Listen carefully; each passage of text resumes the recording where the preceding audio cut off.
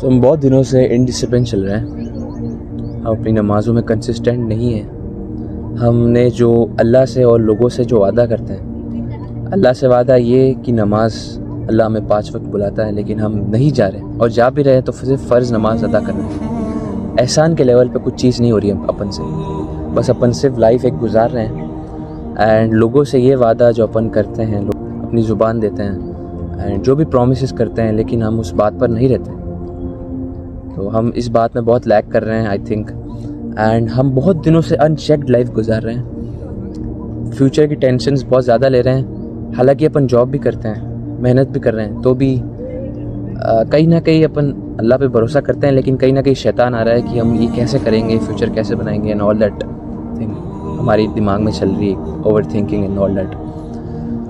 सो हम यही सोच रहे हैं कि अपन सक्सेस कैसे होए। हालांकि कुरान में सूरह आला में अल्लाह पाक सक्सेस को डिफ़ाइन करते हैं, क़द अफ़लहा मन तज़क्का व ज़करा स्म रब्बिही फ़सल्ला।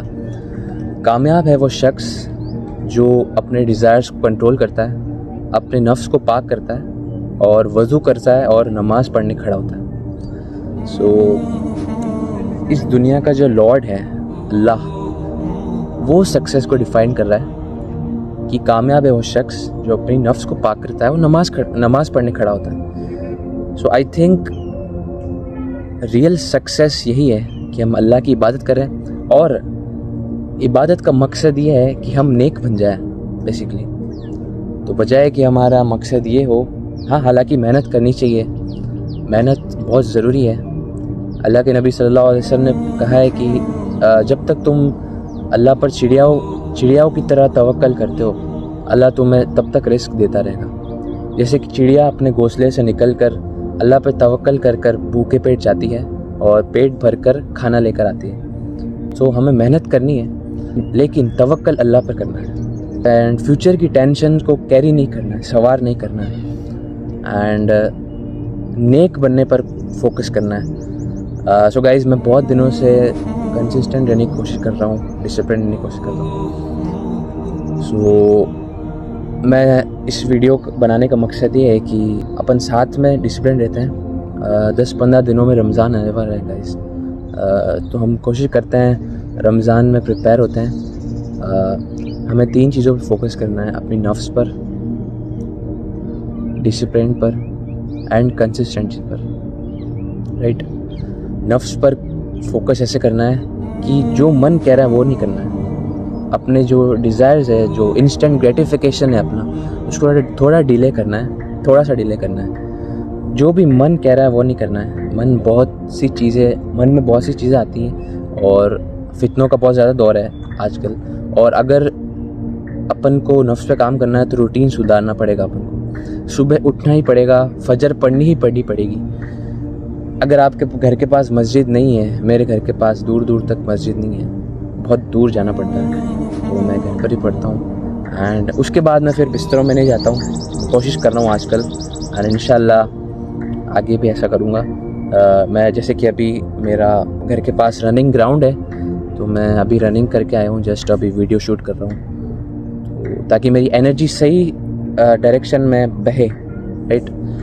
तो ये हो गई नफ्स की बात। और अब इसके बाद अपन को काम करना है डिसिप्लिन पे, एंड डिसिप्लिन में हमने हमारा रूटीन सुधारना पड़ेगा गाइस, सुधारना पड़ेगा। अगर आप किसी वजह से छुट्टी हो रही है आपकी, तो आप नेक्स्ट डे उसको छुट्टी ना लेते रहें, वापस आ जाएं।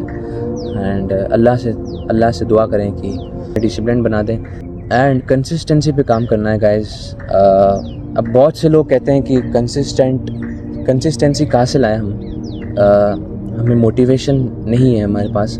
तो guys I think Islam motivation का कायल नहीं है, इस्लाम कंसिस्टेंसी का कायल है, राइट।